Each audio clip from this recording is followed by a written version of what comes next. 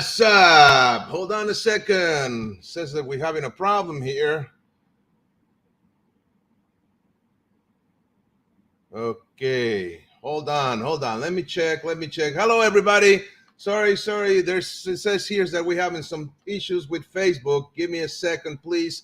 I'm going to double check that everything is okay. But what's up, everybody? Welcome back to another session of Coffee and Martial Arts. Salute. Cheers. Just want to make sure everything is okay. Technically, I have a Windows here saying that we're having trouble streaming to Facebook. So hold on a second. Let me double check, okay? Because that's not good. Okay, let's see. Okay, hold on. Okay, do we have an issue or not? Okay, are we going live or not? Come on, show me. I don't see it. Okay, can anybody tell me if you're seeing this or just on YouTube? If that, we're going to have to cut and come back in. Okay, that's not good. Oh my God, I'm sorry about this. Okay.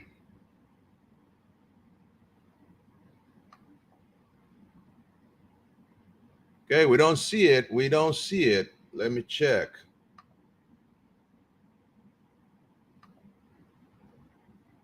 Okay, the transmission is not going on Facebook. That's a problem. Hold on a second, please. Let's see if this goes live.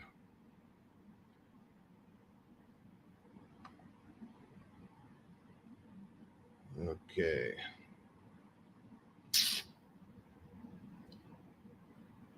Nope. Give me a second, please. Give me a minute.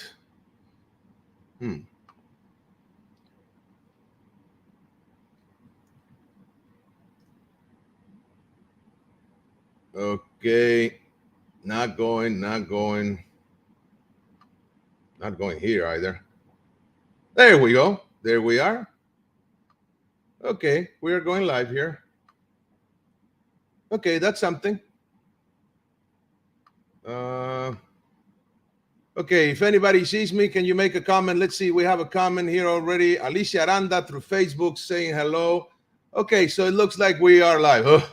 Okay, I'm sorry about that. That was scary.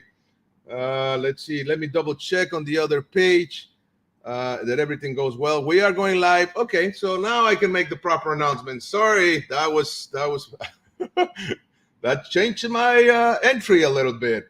Okay, so we are going live. We are. Thank you. We are going live through our Facebook page. Sorry, Master Frank Soto, Kinetic Dragon. Okay, there we are. Let's see. Are we still going live here? Okay, we are going live through International Hall of Fame of Argentina. Probably not going live through the other one, but we'll see. Okay, let me check. Let me double check. Okay, let me update this. And we are also going live through our YouTube channel, the Kinetic Dragon channel. Let me change this. Okay, there we go. We are going live through our YouTube channel, the Kinetic Dragon channel. We are also going live through Master Frank Soto, Kinetic Dragon Facebook page, which I still don't see. Okay, that's going to be an issue. So let me do something here fast. Okay, I'm going to share it from the other page. That way everybody can see it, okay? Because that's the page that was getting promoted through the groups. So you're going to have to give me a moment. Sorry, guys. Give me 2 minutes, okay? Because we need to go live on every group, okay? Okay, here we are. Okay, let me share this. Okay, if anybody else can see me, please let me know. I'm trying to share this on groups. Okay, let me do this fast. Okay. So it's going to take me a couple of minutes. Please be patient. Okay, Okay, please be patient. Oh, what am I doing?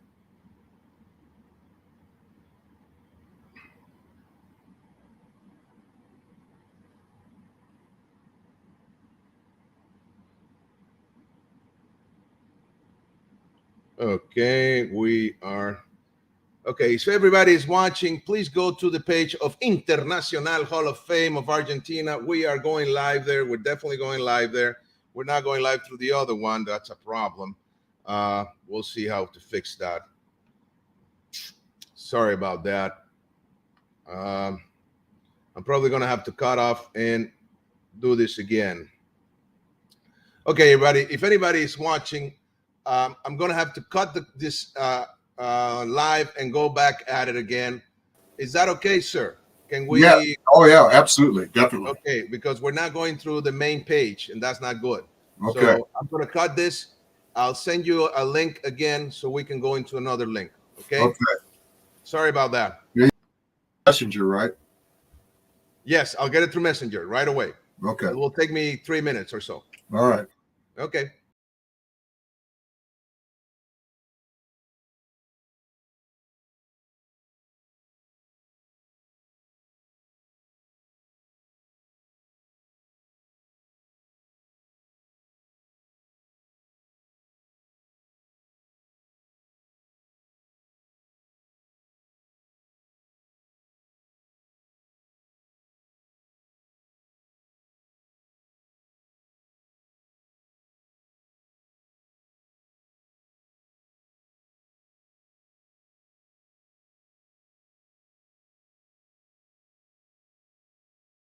Okay, we didn't have to go. Nice. We are in. Okay, looks like everything is finally getting there. Good. Okay, sorry everybody. We are here. We are staying. Okay, let me send the message. We are staying. Everybody that's watching, sorry about that. We are live. Yes. Double check. Okay, everybody. So let's do this again. What's up? What's up, everybody? Welcome back to another session of Coffee and Martial Arts. Salute. Phew. Cheers. Yes. We are here. Okay. So please share this page with everybody. We are going live through our Facebook page. Okay. We are live through our Facebook page or YouTube channel, the Kinetic Dragon channel, Master Frank Soto Kinetic Dragon on Facebook, and International Hall of Fame of Argentina. Yes, sir. So everybody, hello. Sam Broker says hello from England. That means that we are live. Okay. Also, Alicia Aranda saying hello. Okay. So today we have an amazing show. Okay. So everybody, please tune in. I'm still going to share everything on social media to make sure that we are getting the bigger audience. Okay. So bear with me. Okay. So today I am very happy and very honored to have my Kenpo instructors, the one that brought me, that shared the art and shared their love and shared their family, like it says here. Let me see. Let me share this, okay? Because this is importante. Yes, sir. Okay. Grandmaster Larry Tatum and Master Jill Tatum. Yes. Their lives, their family, their Kenpo. Okay, that's what we're going to talk about today, and we're going to talk with them. Okay, so let's bring them in. Let's say welcome to this Kenpo couple. They have influenced so many lives. Then they also have sacrificed so much to share the art to everybody in the world. You know, when you travel as much as Mr. Tatum does, and you teach for so many hours, for so many years, the family, and I know this because I do this as well, and I also have my family, but the family has to adapt to that dynamic. Okay, so that's what we're going to talk about today, the dynamics of this amazing Kenpo family that has shared their art to the world. So let's bring in Maestro Larry and Maestra Jill Tatum. Hello. Hey, how you doing? Hola. Hola. Hola. Sorry about that.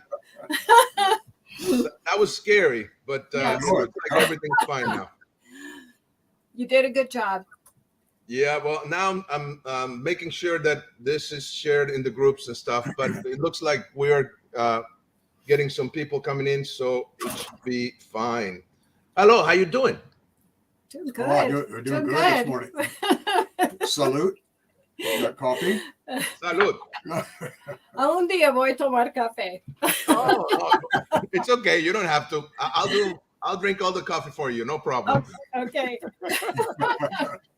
Okay, so we already have some people saying hello. Let's see. Okay, Sam Baker says, can you ask Master Larry, is he doing any seminar in the UK, please? I may. I know that I'll be going to Belgium pretty soon, but in the UK, I'm not sure. I want to get back to UK and Ireland, but they've had quite a lockdown in Ireland. I mean, they lost. I've talked to people in Ireland. They said they lost up to 80% of their schools because of the lockdown and the virus and so forth. England, not at this point. Okay, Europe is just basically opened up now, finally to us to get, so we can travel, right? That's right. That's right. It's been a hustle, right? Yeah. Okay. Yeah, I'm making sure everything is. Yeah. Okay. Good. Let's see. Mr. Southwell, blessings from Jane and I. Hope to see you guys soon. Oh yeah, definitely. Hey, how you doing, Scott? Scott, good to hear from you. Nice. Let's see. Okay, we have another question here. Sensei Axel Cárdenas, big hug to both from Chile. Okay, ¿qué consejo le daría a las demás esposas de kempoístas alrededor del mundo? That's in español for you, maestra. You can answer in English if you want. Paciencia. Paciencia, ¿no? That's a great advice, yes. Thank you. Y humor. Honey, if you're watching this, please listen to the maestra. Yeah, just saying to my wife, she's not here, but yeah, she's traveling. Okay, let's see. Sam says, okay, I'll go to Belgium. Lots of love. Oh, nice. Oh, good. Okay. Very nice. Very nice, Sam. Maestro Roberto Almagro, salute from Ecuador. Oh, there he is. Salute. Salud. Nice. Saludos, maestro. Let's see. Okay, so, well, we have had Mr. Tatum on this show for several times, but I'm very honored to have La Maestra. Yep, it's an honor, and I meant what I said. You two really made a difference in my life and the life of so many people. Of course, I witnessed some of this, a little bit, because you guys have done this for so many years, and I would love to hear, first of all, a little bit about yourself, Maestra Jill. Please, how you started, a little bit, your background, how you got to up to date, please. Started in karate. My first studying was in Lima Lama, and I lived in Mexico at the time. Oh. And I went to someone invited me to a tournament and in Ensenada, and I thought, wow, I had never seen motion like that before. I had seen dance, I had seen concerts, all kinds of things, but I remember sitting in the arena watching the demonstrations on the stage below. And I remember after that walking out of there, and I felt my whole self was, I don't know, it was the strangest thing. I just felt this energy that had blossomed that I had never felt before, because I am a dancer. I do come from a dance background, but I was so inspired and energy charged, and I knew I had to start I knew. So I immediately got a hold of some instructors. I knew nothing about martial arts. I knew nothing about Lima Lama, but signed up. My first class was 5:30 in the morning. Wow. Wow. Yeah, 3 times a week for 2 hours. And yeah, that was it. Wow. 5:30 in the morning for 2 Five. hours. Wow. So you did, they did made a good impression on you in that tournament, huh? Oh my gosh, it was incredible, Francisco. It was so unique. And what inspired me, I think, really looking back, was the power of the graceful motion. Okay. Yeah. And then you started with Lima Lama in Mexico. And then what happened? Well, coming from Hollywood, Okay. several years, I studied a few years Lima Lama, and then I moved back to Hollywood, and I was living in West LA near UCLA. Hmm. And I knew that the one thing I needed to continue in my life was martial arts. I just knew it in my heart. So I asked in my community there several people, who's the best in town? Where do I go? Where do I find? Hmm. Yeah. And they all said, oh, there's this redheaded guy down the street. And he is like phenomenal. You've got to meet him. Wow. Yeah. And of course, that was when you guys met. Yeah. Yes. Yeah. She walked in the door, and And you fell in love. that was it. That was it. I wanted to make sure when I started with a new dojo that it wasn't too militant, that it was just real honest teaching. And yeah, so I walked in and there he was, and he flashed me this smile when I left. I thought, oh boy, here we okay. I actually wanted a teacher, but I think more is happening here. So it was the smile. Okay. It was all in a smile. I like that. That's amazing. And then you've been you've been around Kenpo for most of your life. So and around Kenpo people, right? And Yes. how has that been? There's different layers because being around the Kenpoists, that is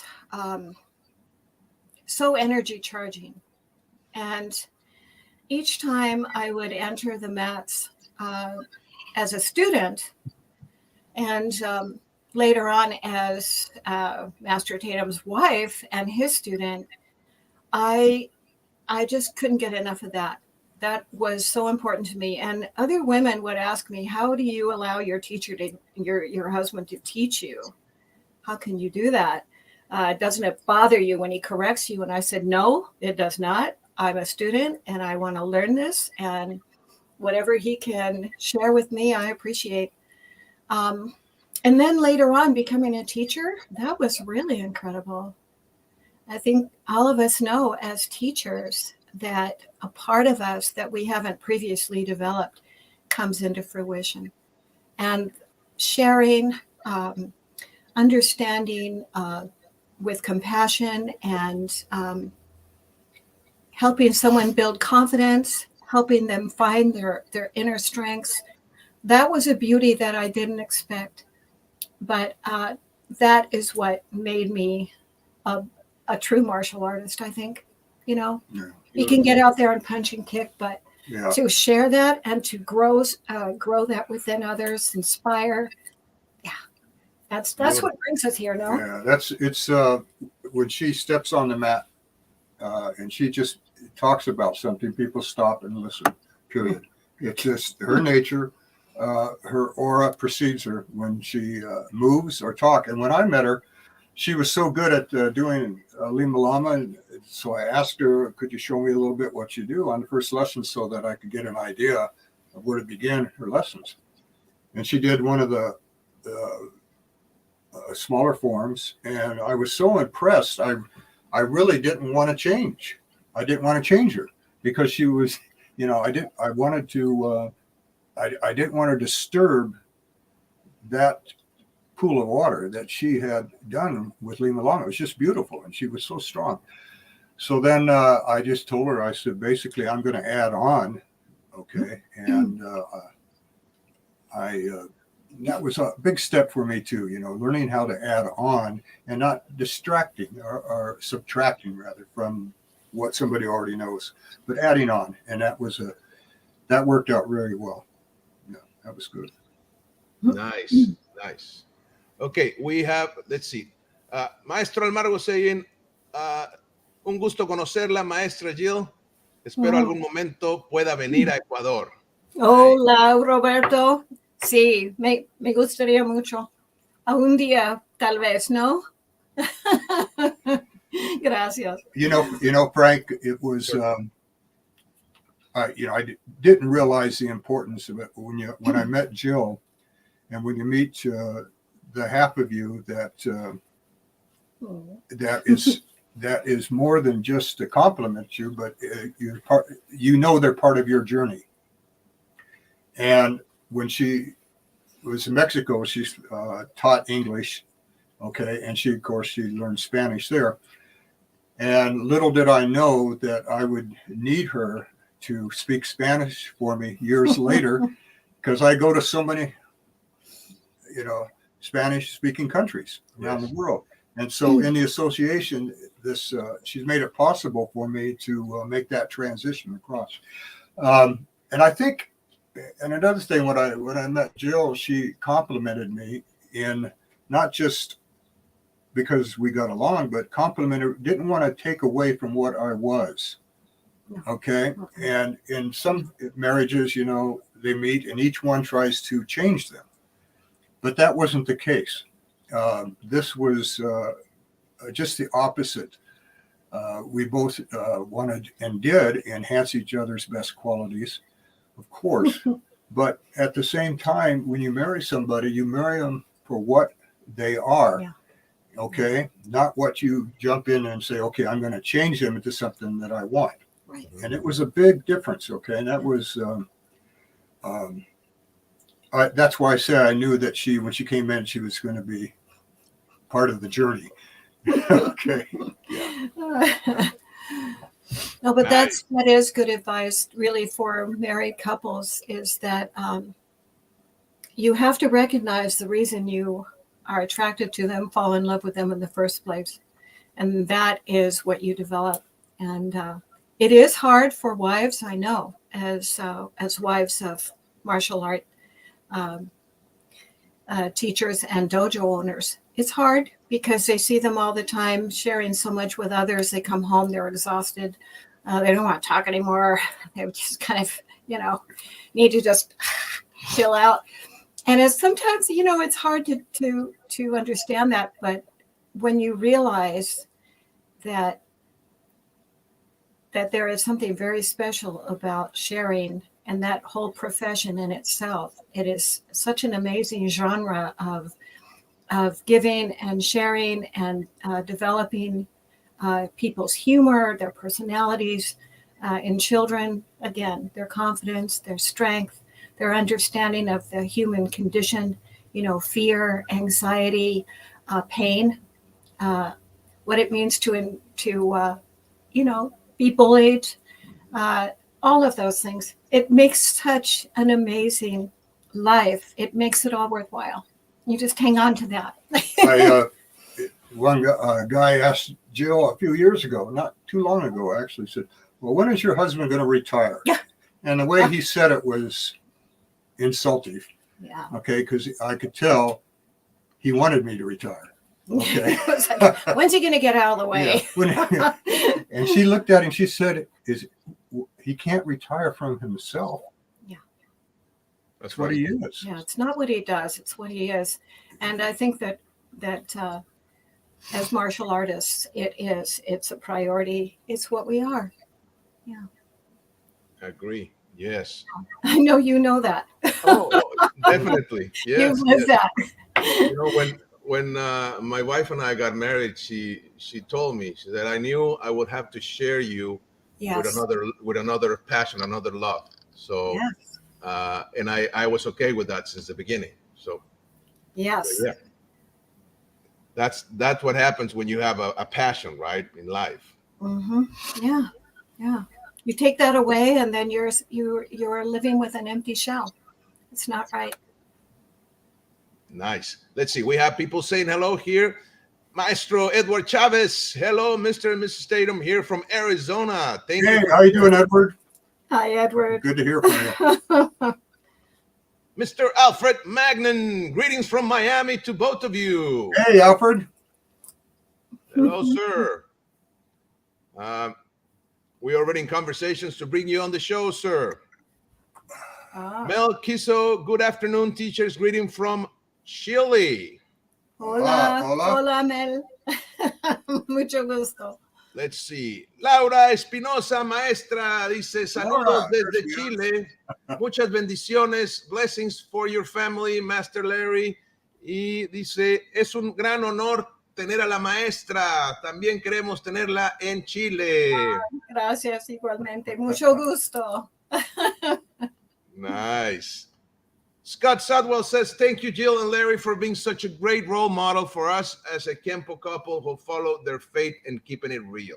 Oh, thank you, Scott. Well, Bless you you. know, Scott, that is just one thing that Joe and I really appreciate is when we meet people that are coming from a real level, an organic place, and not a pretentious place, but a place where when you meet them, you can exchange caring for each other. And, you know, many times I tell Joe, I said, you know, sometimes I wonder why I'm doing what I'm doing in the early days of my training. And I realized that what Jill and I were doing, we were no more than using the art as a vehicle to do the things that Jill has already expressed. Okay. That's more important than any other aspect of the art. Okay. Let's see. Joseph Asselin says, amen. Aha, Joe. Joey. Hola, Joey. I'll see you in Pennsylvania in what, 2 months? 2 months. Mm-hmm. July 31st, I think. Okay. Mr. Ben Patel says, of all the people who have made some changes to Mr. Parker's system, I like Mr. Tatum's approach the most. He does it without resorting to mixing in other fighting arts like jiu-jitsu or Filipino arts. Well, yeah, go ahead. I was going to say, I think I'm going to just quote Mr. Parker here. I think Kenpo never changes; it only refines. And I think, Yes. sir, that what have you done is you have refined the teachings of your teacher. Is that okay to say? Yeah, you see, Kenpo has all the concepts, principles on paper. Okay, it has Right. the full. It has the full alphabet of motion, has the full encyclopedia of motion, and down to micropedia and so forth. It's all there. Okay, concepts and principles. The known concepts and principles don't change. Now, Kenpo does not evolve on paper. It stays there. Okay, Mhm. evolution takes place only when you teach another person. Right. Okay. Now, when you teach the syllabus as it's written, the student learns that, but then you and the student alter it to fit that student's individual needs. Right. That is refinement. Okay. Now, if you can go back to paper and say, well, I'm going to refine it here by deleting this and adding that, and deleting this and adding that, then you dilute A through Z. Right. Okay? Now, you don't have to have all the letters of the alphabet to spell, but if you want to communicate, okay, on a very higher level, you have to have the full alphabet. It's only when you bring the alphabet of the art to the individual, does it evolve? That's where evolution takes place. Okay? That's true evolution. Okay, that makes sense. That makes total sense. So every time you teach it to a new student, that expression of that student, it's going to be refined. It's going to be an evolution, right? Yeah. And refinement is, that's a very lucid word. Refinement may mean that for that student, you had to delete things because they didn't have the physical capabilities. Okay. Or you had to add things. Okay. So refinement doesn't mean that you're going to make it sharper. Okay. You see, grinding a knife on a grindstone. That's not the point. Refinement is the change that goes through when you teach it to somebody and yourself. Right. That makes sense. Wow. Amazing. Okay. Joseph Asolin says, looking forward to it. We'll be there. Okay, we have a familiar face here. Angela, Linnell Cooper Magnamy. Hi, Mom and Dad. Miss you guys so much. Great seeing you both here. It's such a treat. You are in our hearts, Angela. We think about you all the time, sweetie. Yeah. It's good to hear you. You're the best, Angie. Yes. Absolutely. Sifu Ernesto Colbrenner says, Salud Maestros from Casa de la Cultura China, Santa Fe, Argentina. Oh, Wow. good. Wow. Salud. Mucho gusto. Okay. I have so many questions. I'm sorry. I just wanted to ask. I remember you used to back in the 90s when I was at the studio in Green Street in Pasadena. You gave several lessons, Jill, maestra. And of course, I was on the receiving end of those lessons as a student of the studio. And I remember you focus a lot in harmony and breathing and wellness and stretching, so many things that now we see that they're all over the place. Back then, they were like getting started, right? Can you talk a little bit about your approach, please?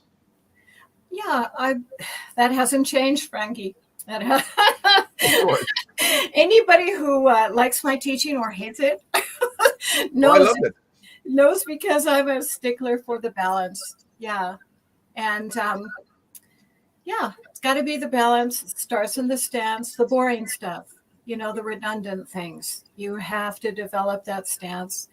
You have to be in the correct positions for executing all of your moves. The stance is off. You're going to dilute your power because your stance is off, which means that your strike is going to travel too far or too short to hit its target, and as you say, on and on. But also, you need to develop that body as well. The hard part is it's so fun to go into Kenpo and go into the dojo and fight and get in techniques. I mean, we love that part. That's the best. Sure. But when you find yourself at a point to where you're not developing the power that you see in others, or you feel it's just not there, then I always say, and go back to the stance, fix the stance. And the breathing, that's part of it too. Making sure that you are actually really breathing, centering, dropping. Larry and I were talking about that the other day, about when I came to him after studying Lima Lama. And Lima Lama is this graceful, everything is, and it's all up. Everything is up. Yeah, everything. And then with Kenpo, I realized that the power and the grace actually came from dropping and centering instead of lifting up with every strike. And that took, I think, till I was green belt. It took that long for me to actually feel. I remember one day I thought, oh my gosh, this is it. This is it. Anyway, so. No, it's true. Yeah. That's nice. I like that. One of the main things about Jill in whatever she's teaching, it's her timing is just perfect. And what I mean by that, Thanks. her timing in divulging information and correcting a mistake or leading you verbally, her timing is perfect with you. She gave a class on breathing and stretching in Holland years ago, and the place was packed, and she had them all in I believe they were stretching, and some of them started to cry because she emotionally awakened their spirit. Right. And they came, That happens. Yeah. yeah, they came head on with their own spirit and recognized themselves and their value to themselves and who they really were. She got them to come out of themselves, meaning the walls that people build around them throughout your lives. You have several walls. She broke them down with her words, but it was the timing of her words. One guy's back was healed. Now, this is a true story. He had terrible back problems all his life. And after we came home, he wrote her and he said, I don't have any back problems. He listened to her not only in her physical explanation of how to stretch, but her timing went to his subconscious and allowed him to heal. Yeah. Okay? And the thing that was keeping him from healing was the walls that he had built around himself to protect his injury. Yeah. Right. Yeah. But her timing was so. I watched that class, and one guy was hypnotized literally, and he started to speak just almost nonsensical, but they got so locked into her voice, and this is a blessing. It's a gift she has. But timing, and when you teach, when's the moment you're supposed to make a correction? When is the moment you're supposed to use a word or a sentence or a structure of a technique that will awaken themselves? And that she has that naturally. Nice. Yeah, I was going to say that happens when you have somebody that's good that can take you there. I mean, it's not a regular thing, but when you have a good instructor or a good teacher or a master that can take you to that emotional, it's like an emotional wound, like an emotional, like you said, a barrier, and you break it down, the person will get into an emotional crisis right there and start healing. Start healing. Well, it's interesting because we're always so aware of our physical exterior pains, Yes. And we have learned as martial artists how to live with it, how to avoid it, how to correct it, all of those things. But when it comes to, particularly if you are in a certain kind of pain, we always end up babying that area and, tightening the muscles instead of relaxing them. And once you learn to do that, that fear of the inner body is released, and you realize, oh, I can do something about this. This isn't me. Anyway, I think I avoid a lot of people with the stop the smoking, take your potassium, don't just get on the mats and start moving. Stretch out. Yeah, I should have listened more. Like in those days. Great, Francisco.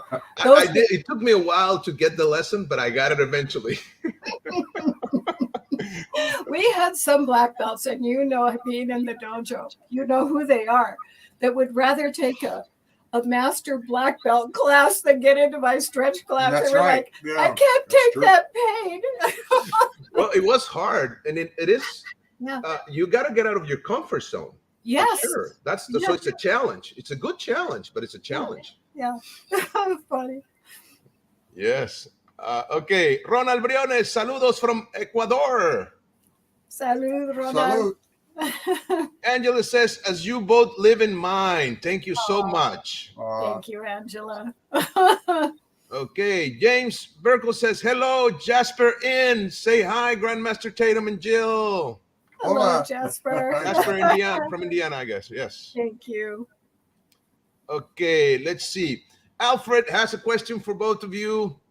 What does your daily practice entail? Are you in constant review of the material or sharpening of individual tools and mechanics? For example, I can spend hours just working the outward hand sword in the lay sword in terms of timing, directional harmony, tightening of the hand sword, activating energy flow, etc. You want to answer that?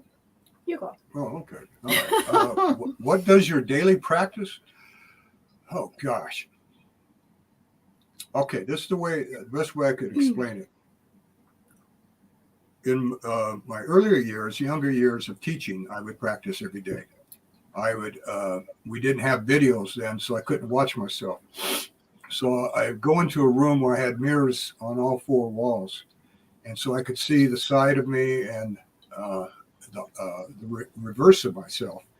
And then I could see what I was doing. And that was refinement physically. Now, today, refinement comes not just in practice, but allowing to what I learned over the years to seed into how I move. And what's interesting about how I study for myself now is that I allow the age that I'm in to do the natural refinement of what I already know. Do you see what I'm saying? Whereas before, I would rush to make that strike stronger, that strike more defined. Makes Okay, sense. the footwork towards the line. But then after a while, what happens in mastership is that's not going to refine you anymore. Okay, what you have to do, and it's a kind of a counterintuitive thing. You've got to allow your subconscious make you stop refining physically, and then there'll be a different refinement because of your maturity, physical and mental, as you get older. Imaging too. And aging, yeah. Imaging. Imaging. Yeah. Imaging is a big part of it. Yeah. So I allow what I am now to refine what I had before. Okay. And that's how I do it. No, I don't go out there and refine an upward elbow. Okay. The refinement's in that I know what it's supposed to do. I know how it's supposed to act.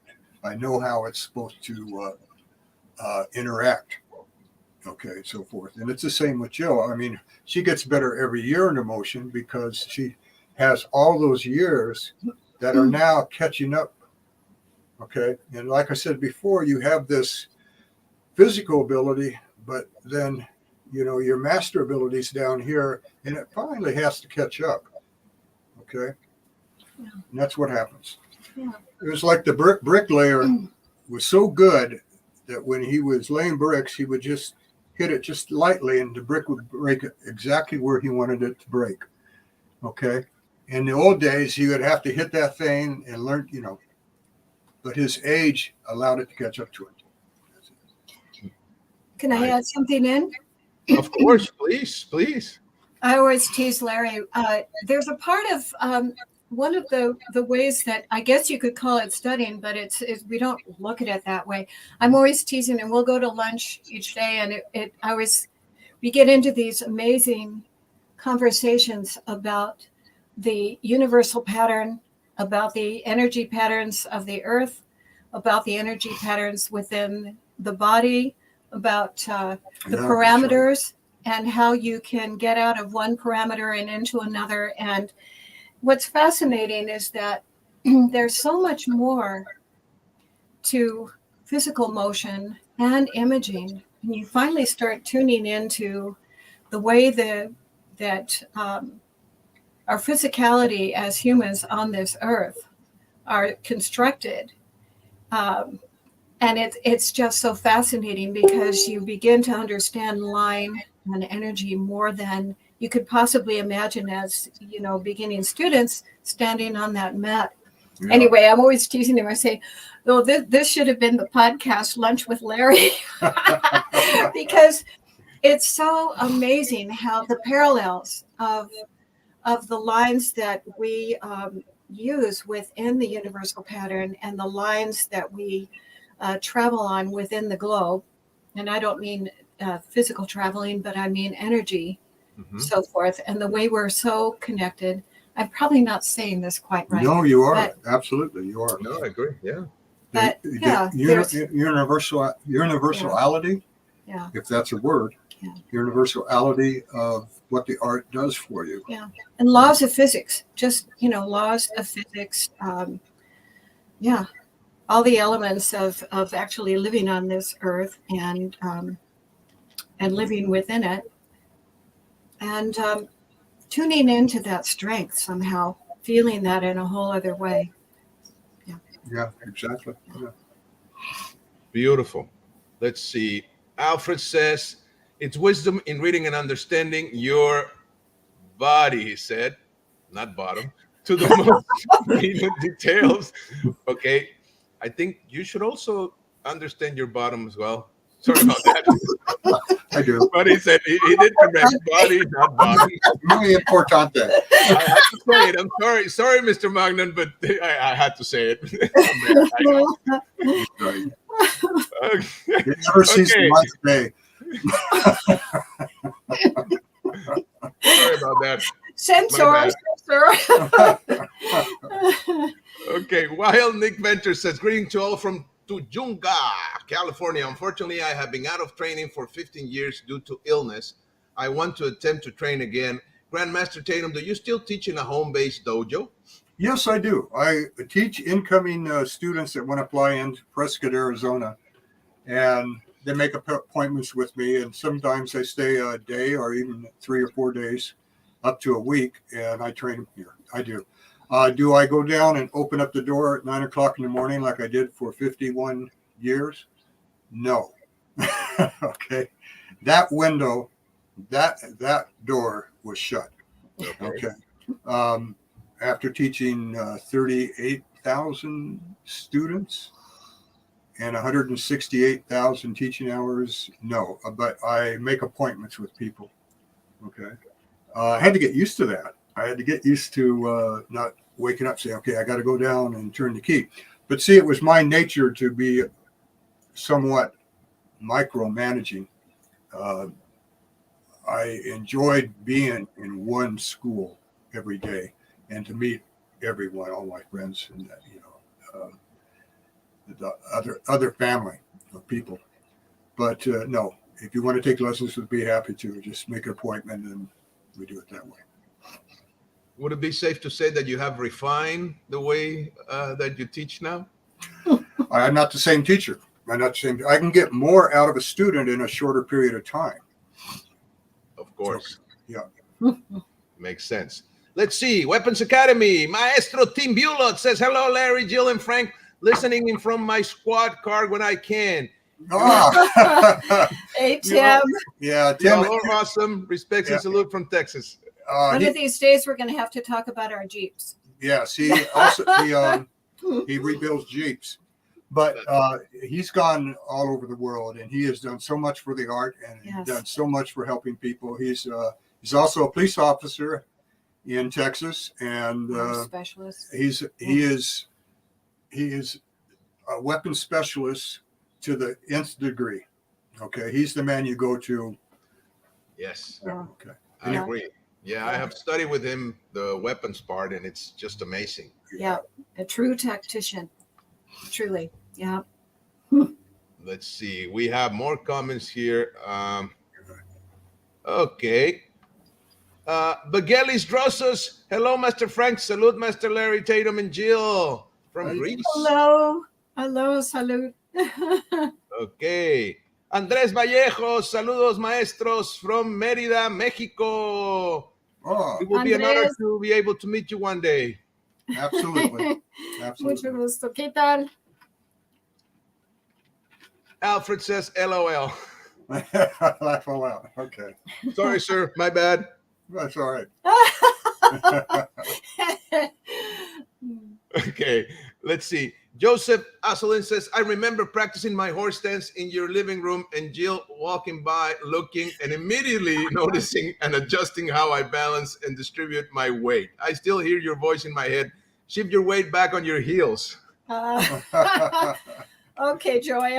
I hope that paid off. Sorry about that. Oh, that's yeah.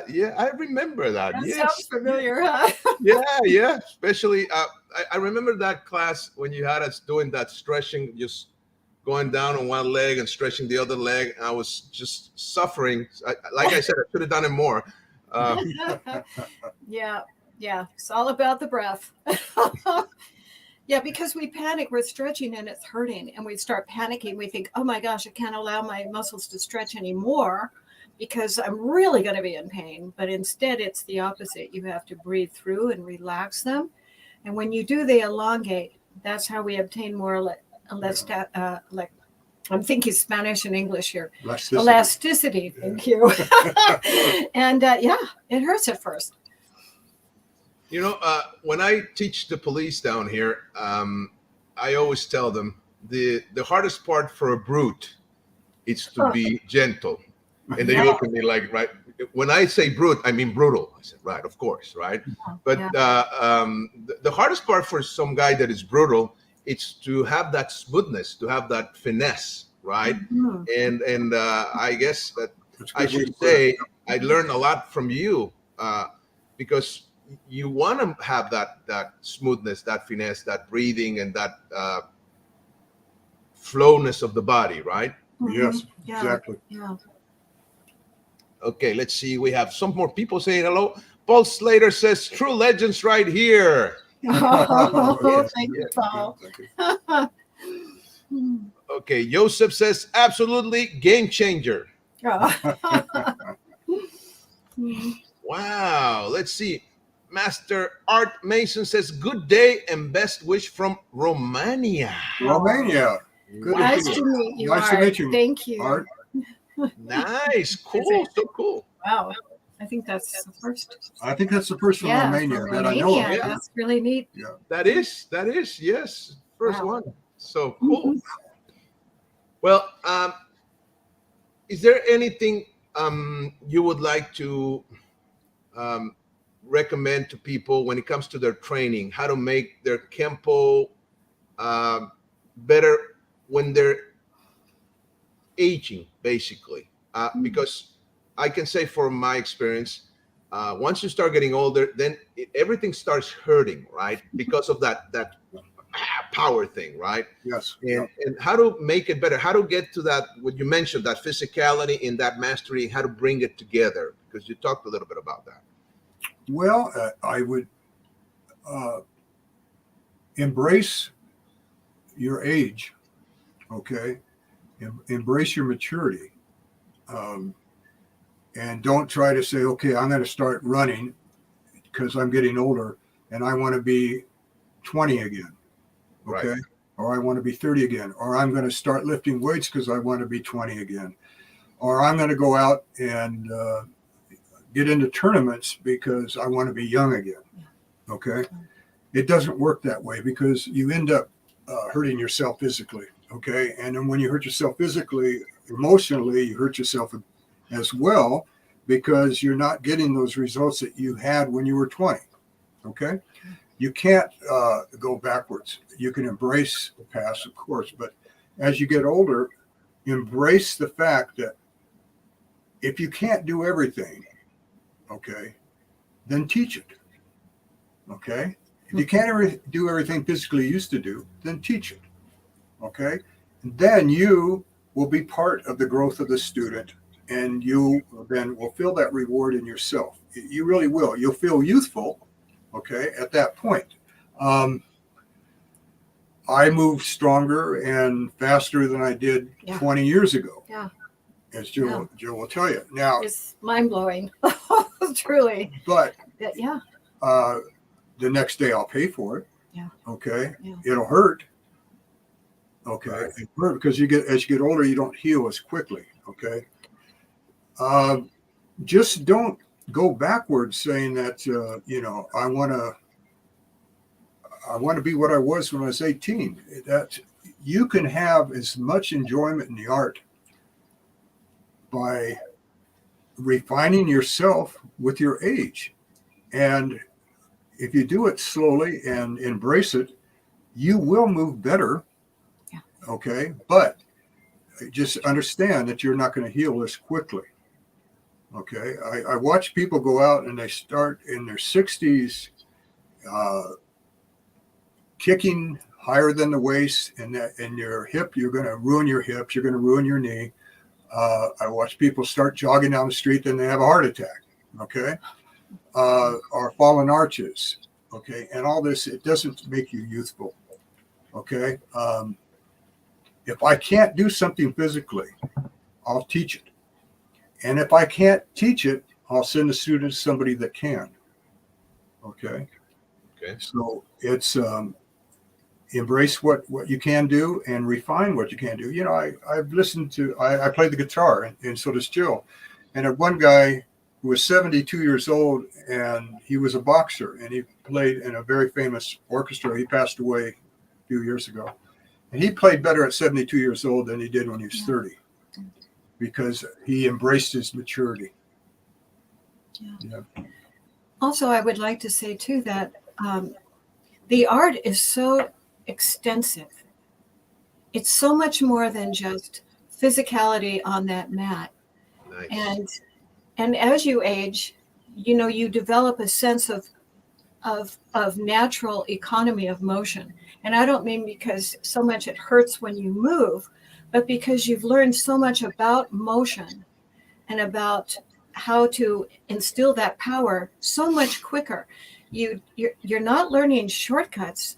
You're cutting out all the crap, and you're going from intention to strike instantly, because you have imaged through the years. Oh, And yeah. this is what I've noticed, that when I have taken time to actually image, and I see Larry doing it all the time, I can tell, you know, he's got these tells when he's imaging. I can see how he's cutting out the shortcuts. He's rounding. He's cutting the corners faster. I can see it. And you learn how to do that. And it really makes your art so powerful and so dynamic. And that takes time. It just does. It's more than just, and it's difficult for practitioners, because I remember those days. My first days on the mats, I'd come out from my job, from my work, I'd get on those mats and I'd want to start getting into the physicality of it. And emotionally, you know, you're still doing your job at work. You're still getting over fighting the traffic to get there on the mats. You're still making sure that, you know, you only spend a certain time there. You know, there's other things cluttering your mind. And with age, we learn to truly just eliminate all that chatter and clutter. And that's exactly right. Yeah, exactly right. Wow. Eliminate. Beautiful. Yes. Nice. Okay, let's see. Paul Slater says, stupid question, but does Master Tatum like the movie Harley Davidson and the Marlboro Man?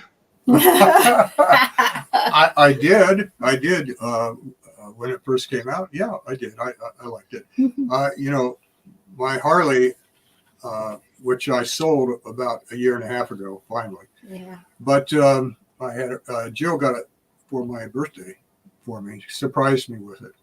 Nice. And well, what do you give a Kenpo master for his birthday? Give him a Harley. you got to think outside the box. Love it. Nice. Yes, I did.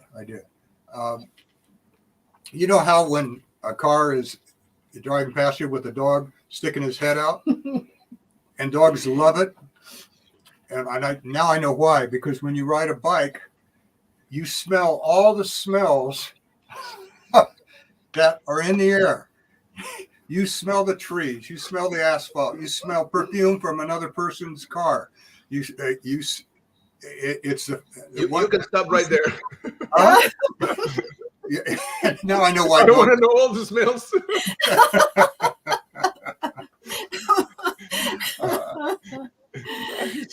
We happened to actually meet the actual Marlboro Man. Yes. The fellow who lives was up here, consigned to do all those original Marlboro commercials.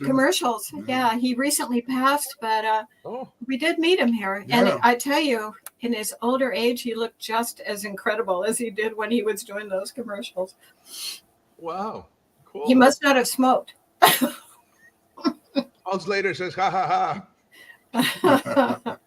Let's see. Another familiar face. Adolfo Luelmo, maestrazo. Salud, Adolfo. Hola, Adolfo. Adolfo, he has done so much great work with the art in Spain, in Madrid. Just incredible.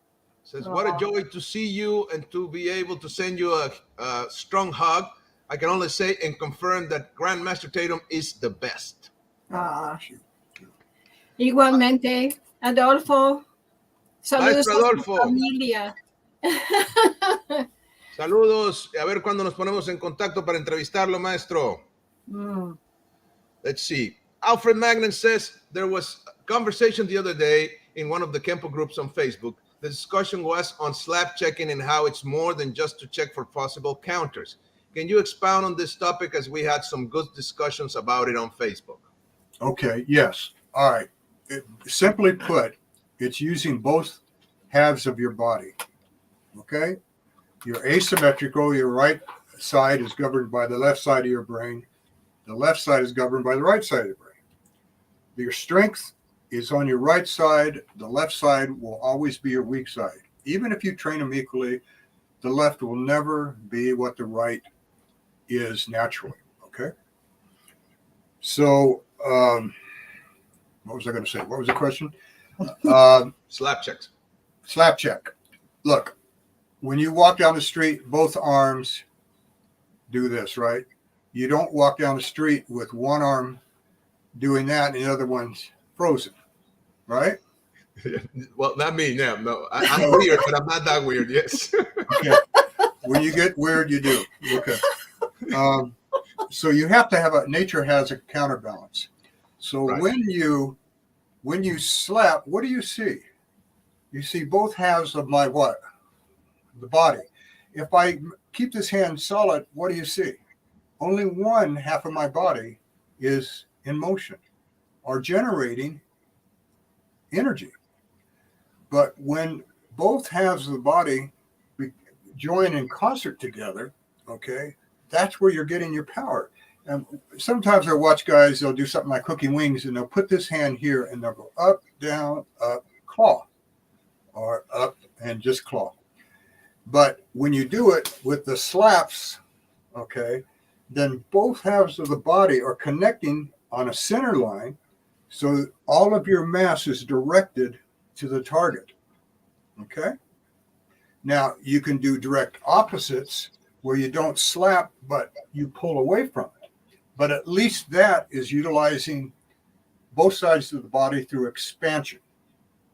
Okay. When you slap, you do what? You're condensing. And then after that, you expand into the next move. But you notice that both hands have a job. Okay? Right. That's why you do it.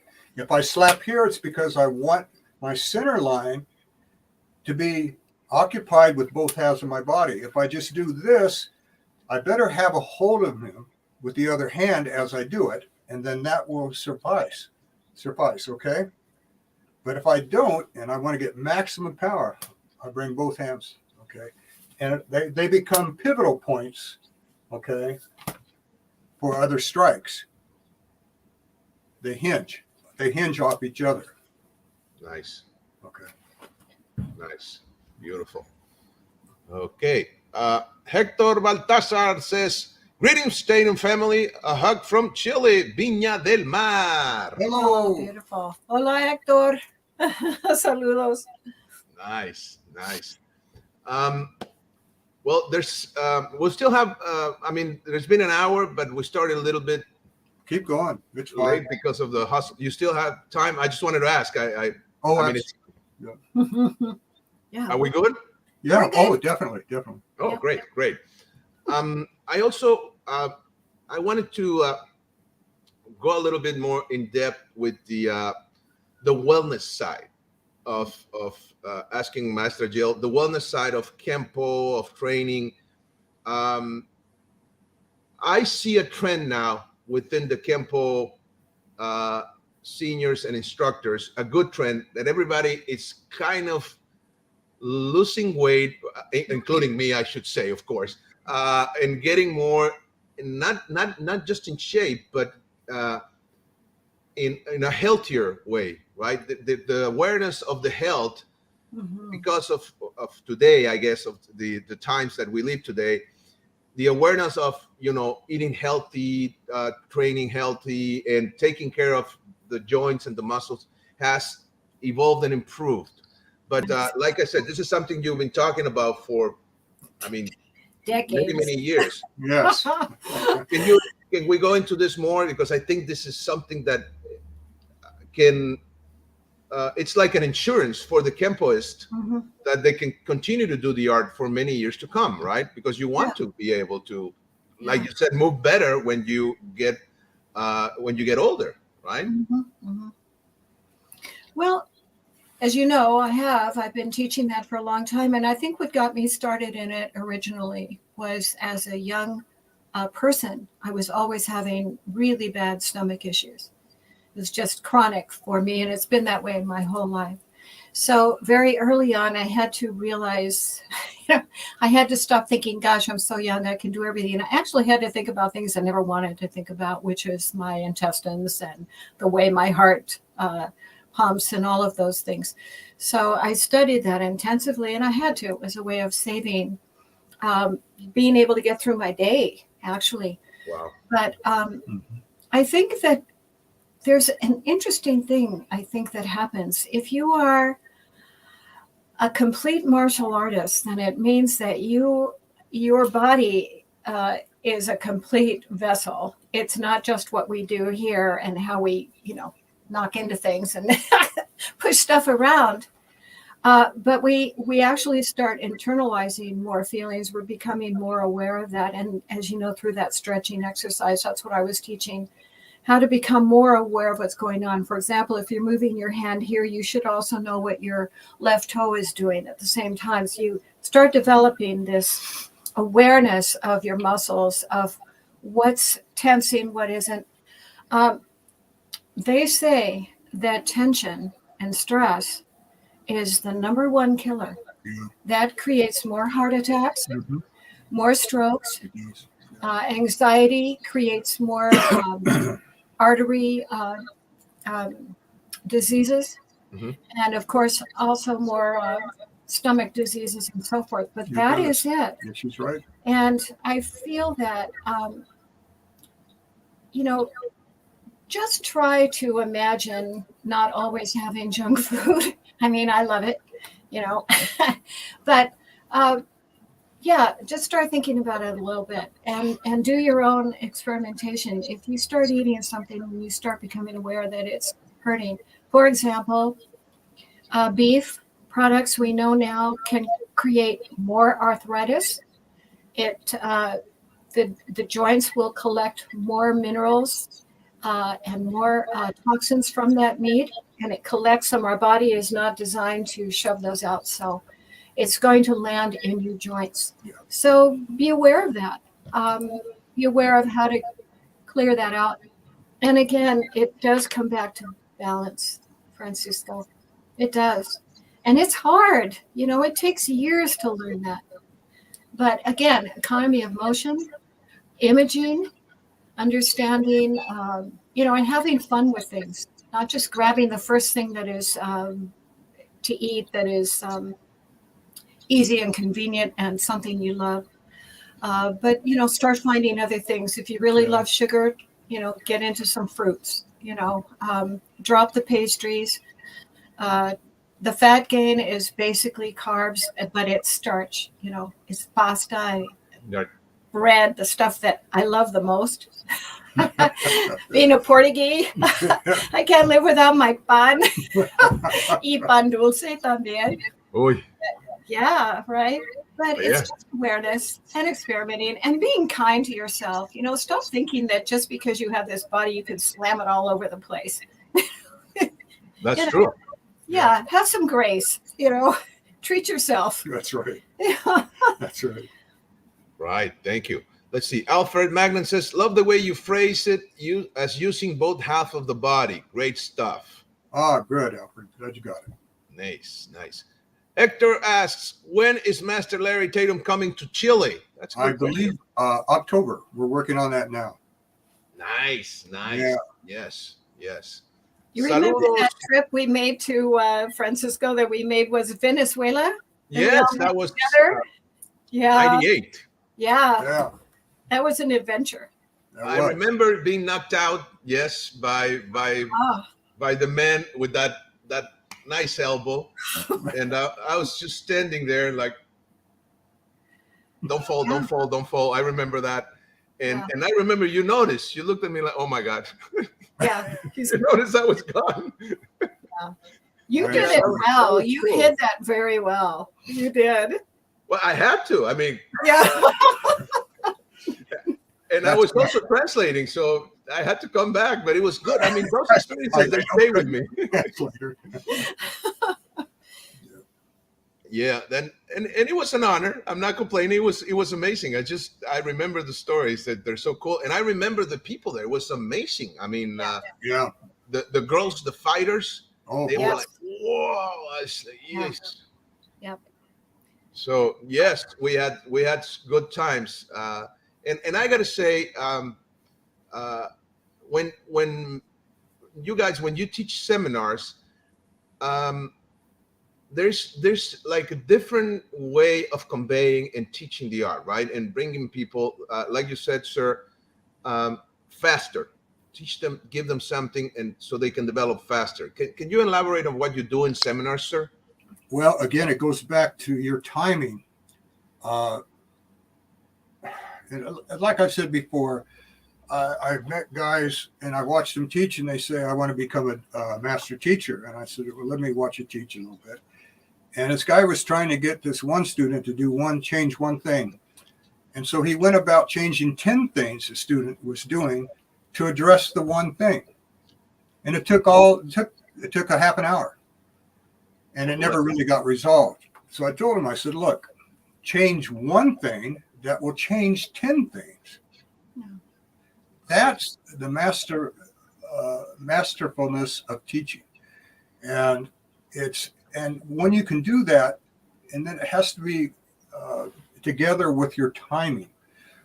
What you want as a teacher and the results you want to get out of the student, it has to be properly addressed in terms of your timing. When you say something, when you ask them to do something, okay, you've got to, and one of the key things I learned years ago, don't use the word kind of. Do it kind of like this. No, kind of like this. Okay, be specific. Don't eliminate that word in your teaching. Okay, get that out of your teaching, and then that'll start getting you on to expressing yourself specifically. I guess like a grandparent can see what their children are doing with their children. You already know ahead of time, and to them it's new. To your children, it's new for them to be parents. For you, it's not. You can see the pitfalls before they even step in them. Okay, and when the kids come over to the grandparents' house, they like it so much because the grandparents don't discipline them. Well, they don't have to. It's not their job. Right. Okay, that's not their job. They don't have to do that. They did that already. But what the grandparents know is timing. They have matured into knowing when to say something, what type of gift to give the grandchild, what type of love at that moment, and how to make them comfortable. And that's why we've always loved our grandparents. Right. Yeah. Well, it's the same way with teaching Kenpo. In seminars, especially. In seminars, Getting them comfortable. you've got to be a grandparent to the ones you're teaching. Wow. And it all goes back to maturity and timing. Now, I can tell somebody how to be a master teacher, but if he's 25 years old, okay, it's part of it. He'll embrace part of it, but Sure. It's going to take years of seasoning. Yeah. And putting red tips all over your belt is not going to change the seasoning. Okay.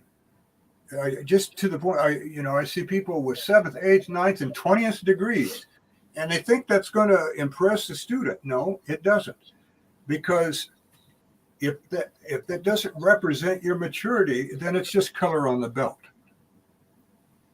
Okay. Yeah.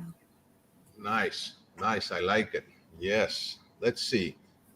Dojo678 says saludos from Agua Prieta, Sonora, and Douglas, Arizona. Wow. How you doing? Salud. Salute. Bienvenidos. Maestro Edward Chavez says, when is your next seminar here in Arizona, sir? Let's see. I just gave one a month and a half ago. I'm going to have one up here, which Jill and I are going to produce so that you guys can all fly in and see this beautiful place, Prescott, Arizona. And I'm working on some dates and times. Okay. That'd be good. Nice, nice, Yeah. amazing, amazing. Is there anything you want to add to this conversation to tell our viewers, or and also if somebody wants to contact you for teachings and seminars and books and stuff, where can they reach you on social media? Or Yeah, you can reach me on Facebook. I'm 24/7. You can go to my app, which is on all your phones now, and you get the whole system on the app. Just go to your app store and type in Larry Tatum Kenpo. There's also a DVD in there on that app of Jill teaching a stretching class. And so it's called Harnessing Key. Yeah. And it's a tremendous DVD. It's on that app. So I suggest you guys get that too. Yeah, nice. But, I think going back to what Jill said, when you are together, for a journey, take the time to enhance each other's best qualities. Don't try to demand, other than if the person is a drug addict or if he's a criminal or whatever. Yes, you have to change. You have to make the change to them, or you try. Okay, but on just a regular basis, enhance each other's good qualities. Don't go into a relationship saying, okay, that I want to change that person to fit, like I said, the way I see him, how I want that type of person to be in my life. If that person isn't there, then find somebody who is that you're looking for in those terms. Okay.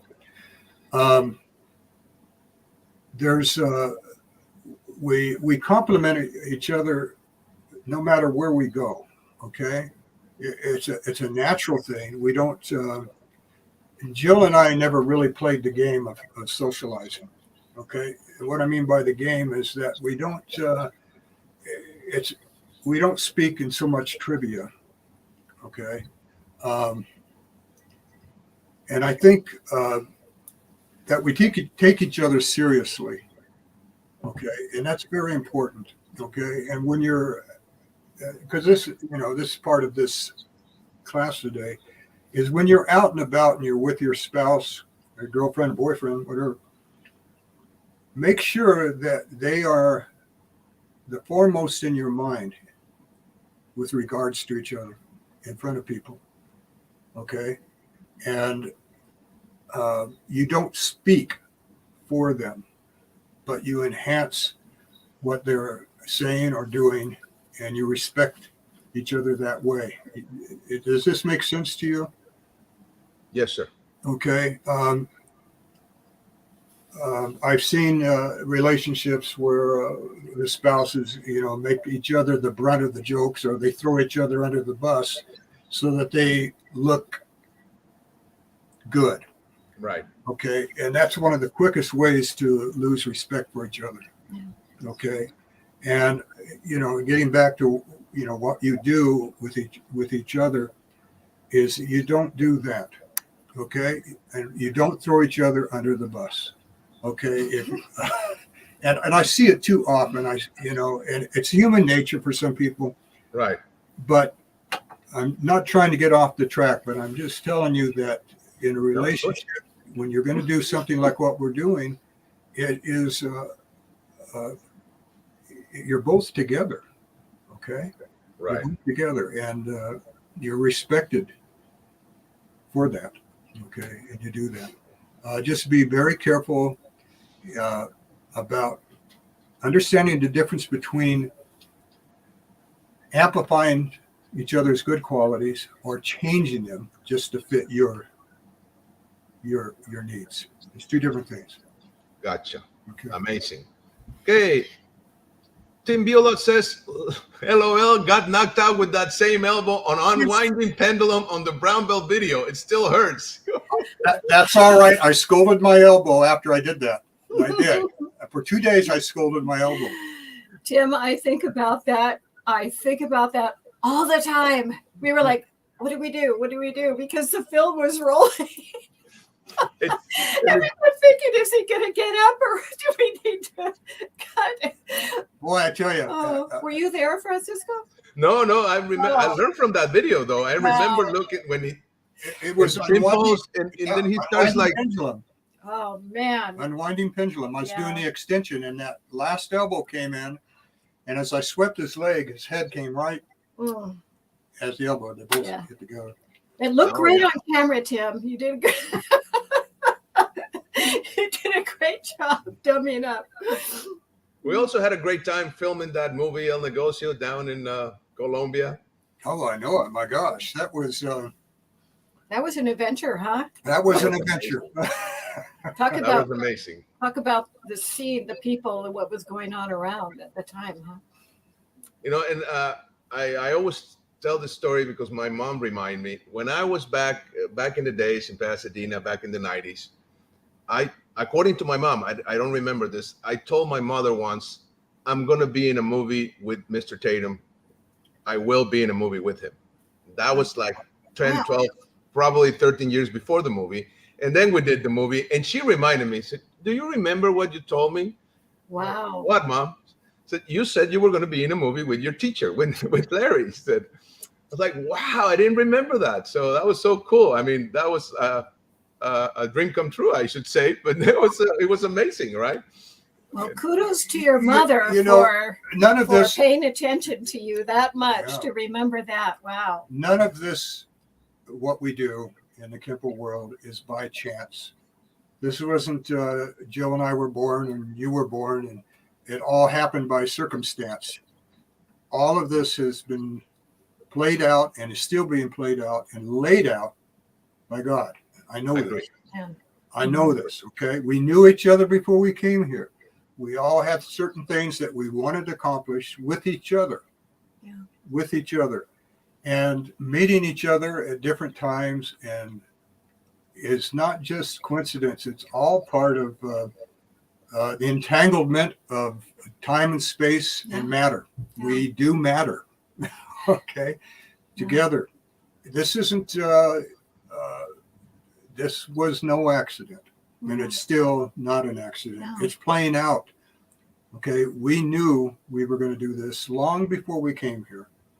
And it is fascinating. It's fascinating. Yeah. And I used to I told Larry when I first met him that, and I had done a lot of things. I've had a lot of different professions in my early life, you know, designing houses, designing hotels, doing interiors, designing communities, of course, being a dancer, being a model, being an artist, going into ceramics, creating all kinds of things for interior design, curtains, bedspreads, tapestries, you name it. I had done so much, ran my own businesses, and I was a pro tennis player.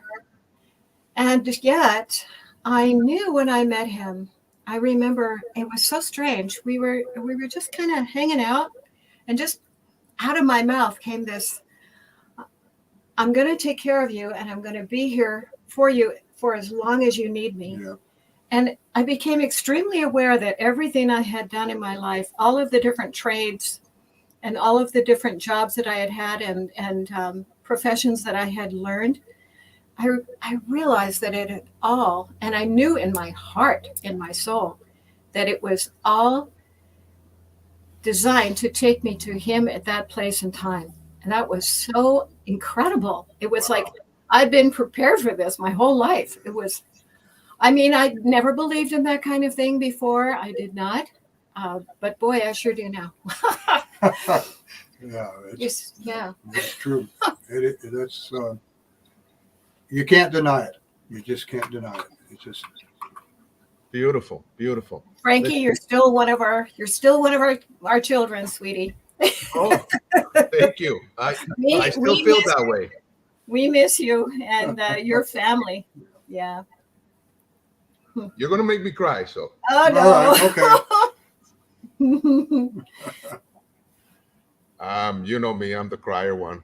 Okay. Let's see. Hold on. Give me a second. Okay. The tough Frankie's here. No, thank you so much. I really appreciate that. You guys have made a big difference in my life. That's for sure. And I will always be grateful for that. Thank you. Let's see. James Burkle says Grandmaster Tatum values are explained in his book. Thank you. Oh, you're very welcome. I'm working on my third book now. It's going to be another year before I get it done because I go back and I read a chapter I wrote and I go, I wanted to say this. Now this, and it just keeps. So it's taken a little bit longer, but it's going to be most of every step that I took and then as Jill took with me together in the book and everything that we learned, saw, and it's taking time. Can't wait to see and read it. Nice. Let's see. Scorch 1028 says, I am wondering if Grandmaster Tatum ever met Master William K.S. Chow when he was alive. No, I never did. I didn't. Okay. I would have liked to, but I didn't. It would have been amazing. Okay, cool. Yeah, Carlos Villarroel says, Buenas tardes, Big Master. Buenas tardes. Salute to the great Grandmaster Larry Tatum and Jill Tatum from Brazil, Manaus. Hello, Brazil. Hello, Carlos. Saludos. Obrigado. Salud, sí. Okay. Oh, come on. Let's see. Danny Arnold. I like that. Frank Soto got choked up. Oh. Well, Francisco is a big teddy bear, I guess. Yes. Yeah. I'm sorry about that. Well, for me, you guys are a family. And yes, I get touched by family. So thank you. Thank you so much. And thank you, Maestra, for doing this today. It has been really, really amazing to get to see you and to talk to you and see you both that you're doing so great. You guys look amazing, I got to say. And I was asking about, aging and maturing and all that and wellness because of what happened to me last year. You guys already know. And I've been making changes in my life. So it's a big concern in my life, health and being well, especially for my family, for my children, my kids. And I'm actually going to be a grandpa in a couple of months. So, wow. So, yeah. Congratulations. Felicidades. So thank you for the grandpa teachings because that's going to help for sure. Yeah. Oh, that's wonderful. That's wonderful. Awesome. Congratulations. Congratulations. Boy or girl, do you know yet? It seems that it's going to be a boy. Oh, fantastic. Awesome. All right. So, well, I guess we've been out of time for like half an hour now. So, anything else you want to say before we go? Go ahead, honey. No, just I want to thank everybody around the world. Muchas gracias a todos. It's just so wonderful to hear from everybody, this incredible family that has grown and continues to grow. And we learn from you, and we appreciate your input, and we appreciate you communicating, and truly appreciate growing the art in the finest, most noble, honored manner. That is an amazing gift that you give the world, and keep it up.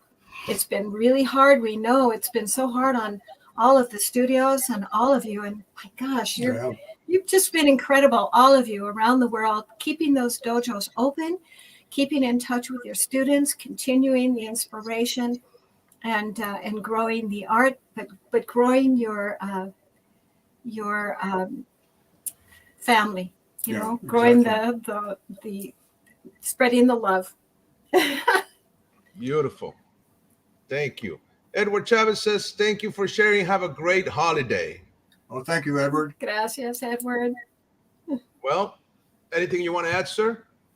No, just what Jill said. Is thank everybody for taking part in what we all do together, and just keep the faith and Yes. reward each other. Okay, and take the time to use, like I said the other day, the art. Use might for right. Yeah. Okay. I mean, how much does a person need to fight? I mean, until you realize that you can use it for a different purpose. Okay. All right. Yeah. Beautiful. Paul says, much respect to an amazing couple. Oh, Thank thank you, Paul. Well, I do have to say thank you so much again. Thank you for being here on the show. I'm very happy to be able to honor you guys as my teachers, as my mentors in the art and in life. And I really, really appreciate you both. And I know I'm not alone when I say this. So thank you for being a good example in the art and in life. So, and keep it up, please. We need you. So much, so much got more fun to do. today. Thank you. Okay. Okay. All right. Adios. Take care. Uncle. Okay. Bye-bye, everybody. Have a great Bye. day. Bye Talk to bye. you tomorrow.